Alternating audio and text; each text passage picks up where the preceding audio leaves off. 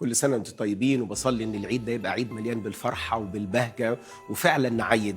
عايز اقف معاك النهارده عند المزود، عايزك تبص على المزود بطريقه تانية. انتوا عارفين في العيد ده بننزل نشتري لبس العيد وهدايا وحاجات كتيره قوي، واكتر حاجه بتجذبنا ان احنا نشتري من مكان معين او من مول او من محل او من اي مكان. التخفيضات اللي عاملينها، يقولوا تخفيضات كبيره، تصفيات 30% تخفيض، 50% تخفيض، 70% تخفيض، فبنتشد جدا جدا وندخل نشتري من المكان اللي فيه امتيازات. بس عايز اقول لك المزود النهارده بيقول لك ان الخلاص مجاني. ليه المسيح جه في مزود؟